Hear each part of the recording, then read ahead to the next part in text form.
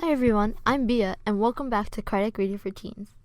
For those of you who might not know, Cardiac Reading for Teens is a place where teens can come together with other teens to learn about Spiritist teachings and topics in a way that makes more sense to us and is more relatable to us as teenagers in today's society. On this show, we've been reading through the Spirit's book together, and for the past couple weeks, we've been talking about suicide and then other things in Earthly Joys and Sorrows, as we're almost to the end of this book, actually. So let's pick up right where we left off at question 954. Is there any guilt in an imprudent action that has unnecessarily caused loss of life? So the word imprudent means that you're not caring for the action. So an imprudent action is you don't really care. You don't care about the consequences if you unnecessarily lose your life. You're not thinking about the consequences. So they're saying, so is there any guilt for these type of things? And the spirits answered, there is no guilt where there is no positive intention or consciousness of doing harm. So what they're saying is that these people aren't going to feel any guilt because they're not looking at the consequence, because that's what imprudent means. It means they don't care about the consequences. So they're not going to feel guilty because they never cared about the consequences to begin with. But if we have a motive and then something goes terribly wrong, then we're going to feel guilty, like, oh, we caused this thing that was horrible and we knew better. Or if you were conscious of what we were doing was bad, then you would have guilt because you know, oh, I know this thing I'm doing is bad, but I'm still doing it. But if it's an imprudent act, if that person doesn't even care about the consequences, they don't even care if it's bad or right, then they're not going to feel guilty. Question 955. In some countries, women voluntarily burn themselves with the body of their husbands. Are they guilty of suicide and punished for the crime? So here they're talking about in some countries and in some cultures, once the husband dies, then the woman also voluntarily dies so that they're buried together with the husband. So now they're asking, okay, like, is this suicide? Because they're voluntarily dying, but it's a part of their culture. And the spirits answered, they obey the dictates of prejudice and are often the victims of force rather than their own free will. They believe that they are carrying out a duty, and such an act does not constitute suicide. Their excuse is in the moral bankruptcy and ignorance of the majority of them. All such barbaric and stupid customs will disappear with the development of civilization. So, with these types of people, no, they're not guilty of suicide because, one, a lot of the times, they don't do it by free will. They're forced to by society. They're forced to do that by society. So they're not like, oh yeah, I want to do this. Of course they don't want to, but society is forcing them to. And in those situations, we know that in civilizations that are like this, in cultures that are like this, we know that women are inferior. So they're being forced to do these things.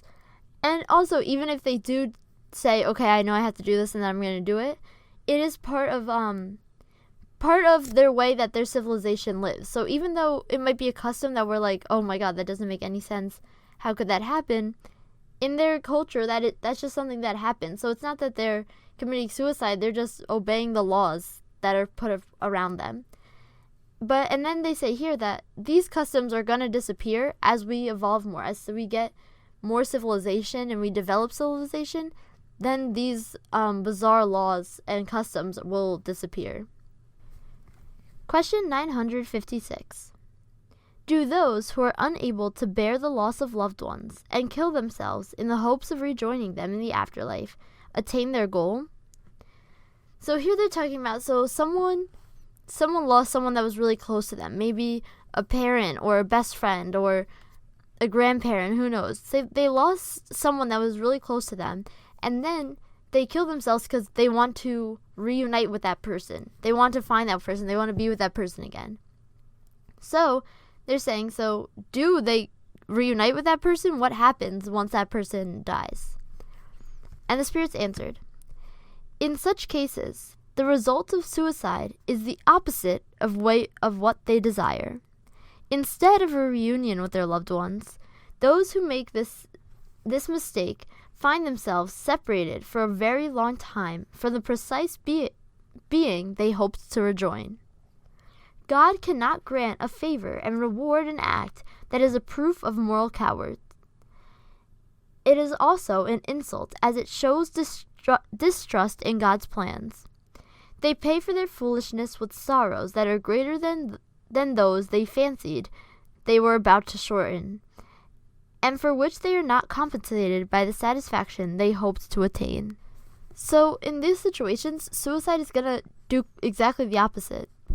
So those people are not going to be able to rejoin to their loved one. They're going to be more miserable and suffering more because they're going to be separated from that person for a very long time now. Because God can say, oh, congrats, you did something against what I want. Now here's your loved one that you were missing. No, so you're going to be, you're not going to see that person for a very long time. So it's actually going to do the opposite effect. So to think that that's the answer is wrong, because now you just make a bigger mistake that you have to repay for, plus you're not even going to be rejoined with that loved one. Question 957. Generally speaking, what are the effects of suicide on the state of the spirit? So now they're saying, so in general, the effects of suicide, so what suicide happened, what it does to the state of the spirit. So not to the physical body, we know the physical body, but now what about the spirit? And the spirits answered, the consequences of suicide vary because the penalties it entitles always corresponds with the circumstances that has led to its occurrence. The one unavoidable consequence is disappointment.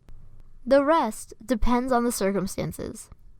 Some of those who kill themselves atone for their fault right away. Others do so in a new human life that is even harder than the one whose courses they have interrupted. So, one thing that's going to happen to everyone is everyone's going to be disappointed. All these spirits are going to be disappointed because it's not the outcome that they desired, that they wanted. So everyone's going to be disappointed when they realize that, wait, life is still continuing. Now I'm in even more trouble. If I was trying to regain contact with a loved one, that's not going to happen. So everyone is going to feel disappointed in these situations. But then the rest depends on your specific situation. So like they're saying, some people are going to atone for it. They're going to make it up right away. Or some people, they're going to do so in a new human life, which is going to be even harder than the one we just tried to get rid of. Then Allan Kardec puts his own comments in, and he says, observation has confirmed that the consequences of suicide are not the same in all cases. Some of the consequences that result from a sudden interruption of life are the same in the case of violent death. The major outcome is a great tenacity and subsequent persistence of the link that unites the spirit and the body to break. In nearly all such cases, this connection is in its full strength at the time of rupture. When death is the result of natural causes, the link weakens gradually and may disconnect before the complete expiration of life. The consequence of these situations are, first, extension of the confusion following death, and second, the illusion that the spirit is still living on earth. So here what he's describing is, we could think of the spirit and the body, the material body, being connected by like a cord or a rope or something, right? So we're connected.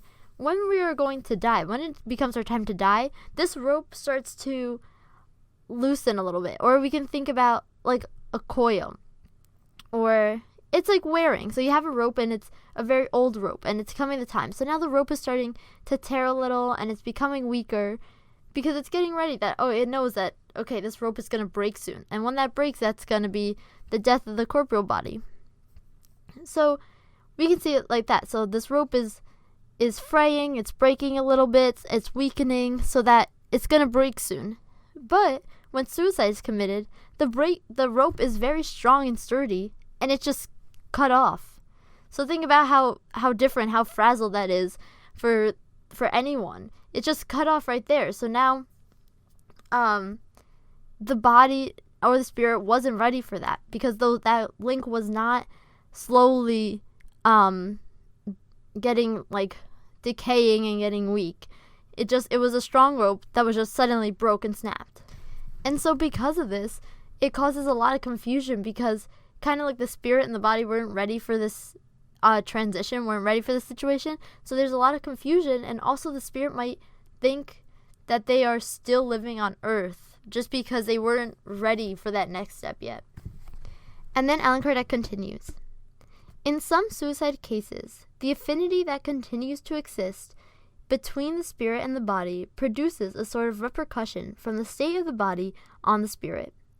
The spirit then forcibly perceives the side effects of the body's decomposition and experiences intense anguish and horror. This state may continue for the length of time the interrupted life would have lasted. This is not a fundamental result of suicide. So here they're saying that in some cases, not in all, but in some cases, because this rope was just suddenly snapped, it's almost as if the body and the spirit are still connected, because it really wasn't ready for this separation. So it's kind of, they're saying that now the spirit feels like it's still connected to the body while the body is dead and deteriorating, decomposing. So then the spirit goes through these horrible effects of seeing like the body deteriorate and decompose, and it's horrible. So they're going through that, and they might go through that until the time that their life was actually supposed to end, which could be years or decades, depending on when they died. So that's one horrible situation that can happen, and of course that doesn't happen to everyone. It's not a fundamental result, but that does happen to many spirits. And then he continues. However, people who voluntarily shorten their life never escape the consequences of their lack of courage. In one way or another, eventually, they must make amends for their faults. In this manner, some spirits who were very unhappy on earth reveal that they committed suicide in previous lives as well, and voluntarily submit to new trials to try to bear them with resignation.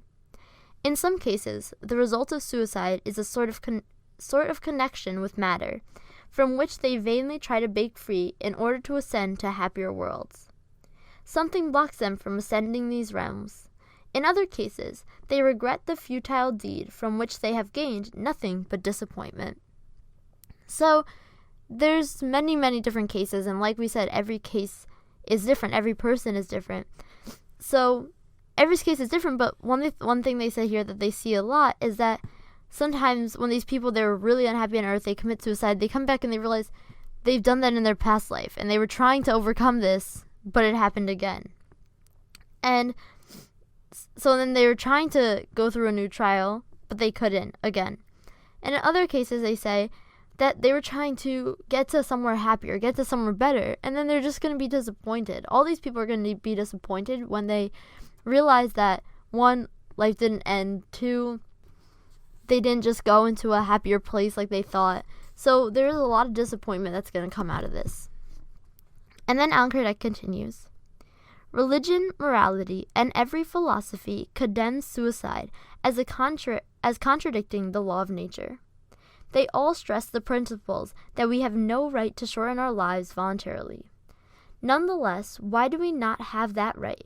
Why are we not free to put an end to our suffering? Spiritism focuses upon numerous examples of those who have yielded to this temptation, in order to show that suicide is not only a fault and violation of moral law, something that is of little significance to some, but it is also foolish because a spirit gains nothing by it. Spiritism does not just preach this theoretically, it lays the facts out before our eyes.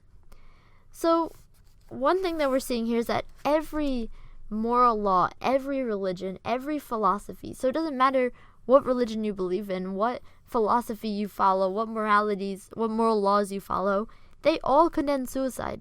So no one is on the page that this is a good thing to do. Everyone's condemning it. Everyone thinks that it's against the laws of nature. And Spiritism specifically can help us to see not only, okay, this is bad, but also see why. Also see what's going to happen after. Do I want that happening to me?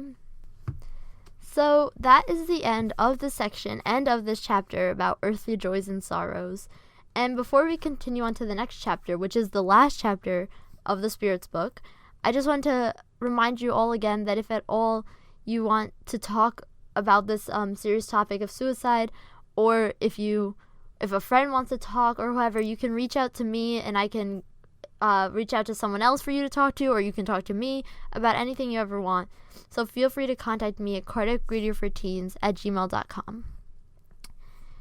So now we're on to the next chapter, which is the last chapter of the Spirit's book, and this one is titled Future Joys and Sorrows. So we just did earthly joys and sorrows. Now we're going to be talking about the future. What's in store for us then?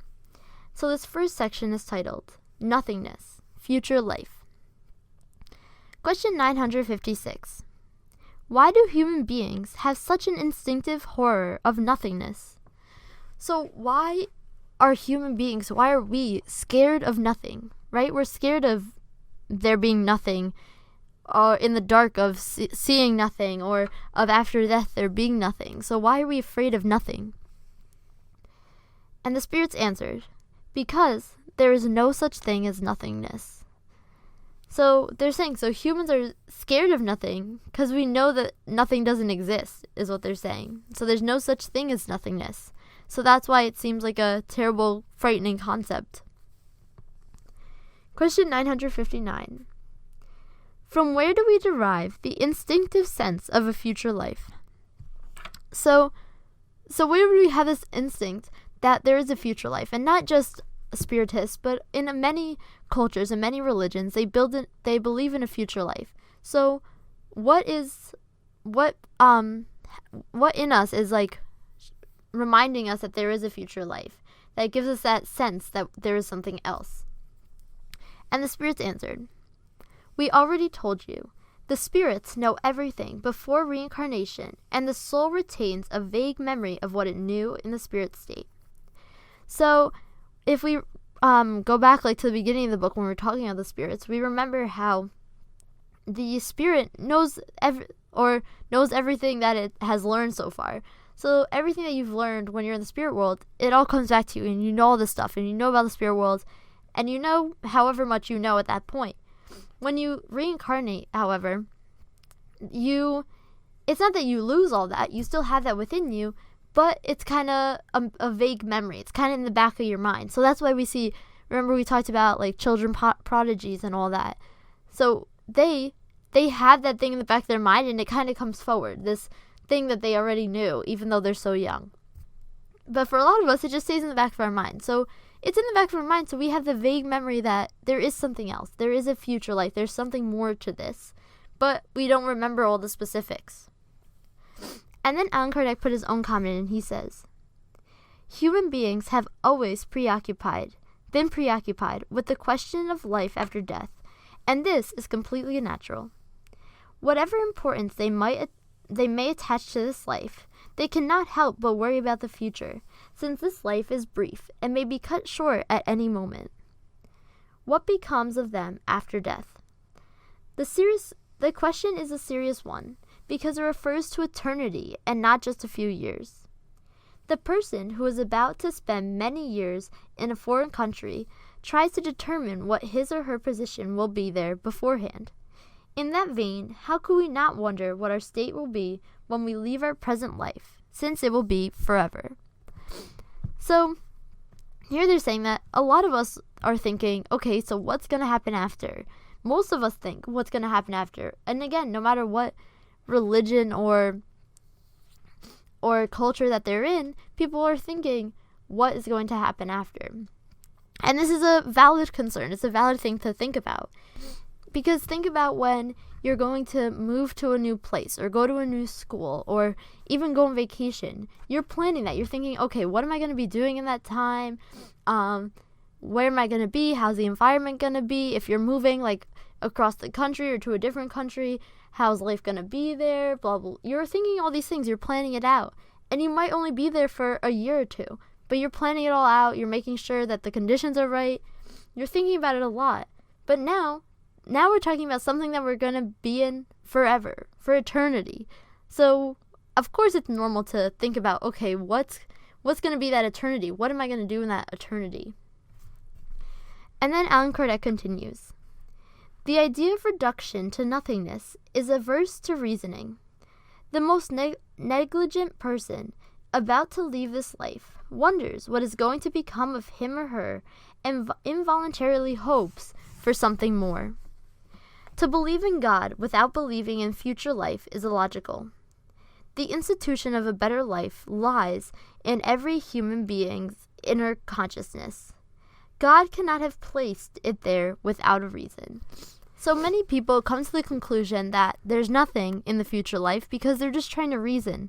They're just trying to use what they know and reason with what it's going to be like. So they think there's nothing.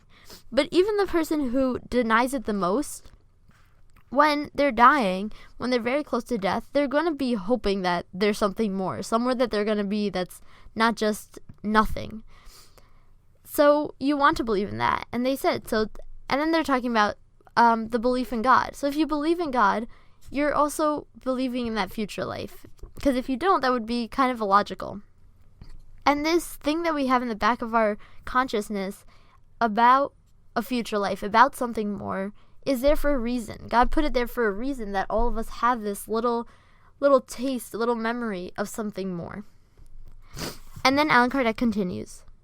The concept of a spiritual life implies the preservation of our individuality after death. What is the point of surviving the body if our moral essence is lost in the ocean of infinity? Such a result is the same as a reduction to nothingness.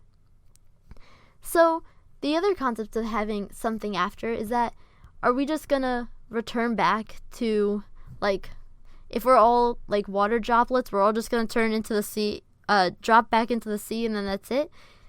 So the concepts of a spiritual life is helping us to say, oh, we're still going to be our person. We're still going to have our individuality. We're not just going to be another raindrop in the ocean or something like that. And now we're on to the next section, which is titled, Intuition of Future Joys and Sorrows. Question 960. From where does the belief in future pains and rewards originate? So where does this belief come from, that we're going to have rewards in our future or pains in our future? And the spirits answered, it is an intuition of the reality imparted to each person by the spirit incarnated in them. Know this well. It is not in vain that this inner voice speaks to you, and you are wrong for ignoring it. If you thought of this enough and often, you would be better off. So, thinking about future pains and rewards is coming from your intuition. It's coming from that voice in your head. And they said, if you think that you want to ignore this voice in your head, then that's wrong. We should remember to listen to that little voice in our head, because oftentimes they're helping us. So maybe when we say, oh, you shouldn't do that because, like, in a lot of cultures they say, oh no, you can't do that because you're going to go to hell. And although in Spiritism we might not believe in a distinct heaven and hell, but we can see where they were coming from with that thought. Or in other cultures, they don't do bad things because then they're going to be punished by God, or all these things. So thinking about this future pain kind of helps us to do the right things now and set that guideline for us now. So oftentimes we have to listen to that inner voice we have and maybe saying, oh, I don't want to suffer eventually because of this. So then we don't do that bad thing. So then we're going more towards doing good things, which we'll be rewarded with, hopefully, at the end of our life. When people think, oh, I'm doing all these good things so I can get to heaven. So no matter what the motive is, people are trying to do good things that will be more helpful than doing nothing or doing wrong things. Question 961. What is the predominant feeling when one is dying? Is it doubt, fear, or hope? So when someone's dying, what do they feel? Like they're saying here, do they feel doubt? Are they scared? Are they hopeful? What is their number one feeling? And the spirits answered, doubt for the skeptical, fear for the guilty, and hope for the virtuous. So those who are skeptical, those who don't believe in any of that stuff, they will feel doubt. They're going to be like, oh my God, I really don't know what's going to happen. Or do I really believe that there's nothing? Or is there something? They're going to feel very doubtful. For that person who is very guilty, who know they did bad things, they're going to fear. Because in a lot of cultures, that means they're going to a bad place. And for the virtuous, for those who've been doing good all along, they're going to feel hope. They're going to know that they're going to be taken care of in some way. How can skeptics exist, considering that the soul imparts a sense of spirituality to all? So they're saying, so how can there be people who are skeptical, who don't believe in any of this, if our soul has this sense of spirituality, right? So if one of those things in the back of our minds is a sense of spirituality that we all have. And the spirits answered, there are fewer skeptics than you think. Many of those who feign skepticism during life out of pride are much less skeptical when they're dying.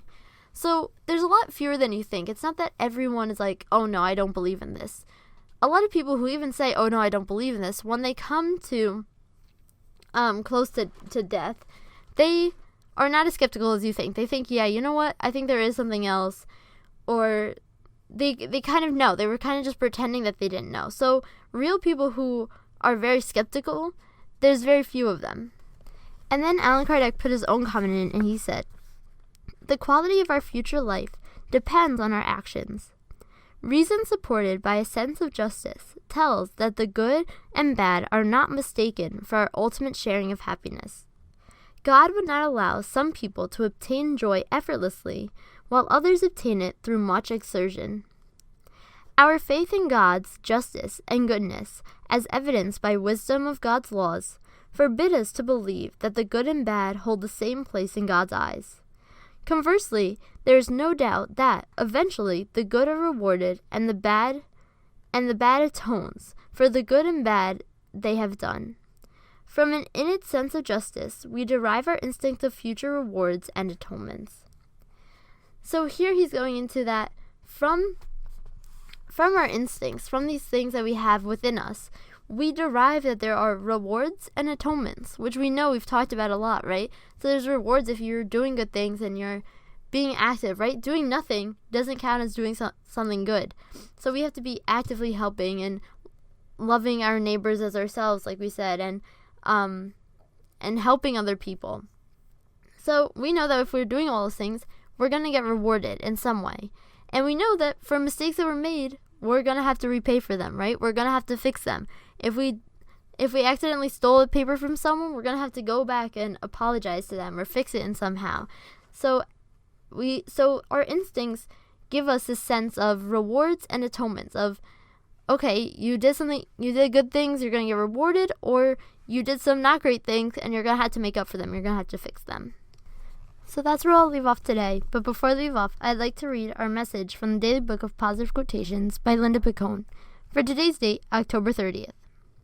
This one's titled, Learning. Learning is a treasure that will follow its owner everywhere. Some of us have spent years in school. Some of us have shelves full of books.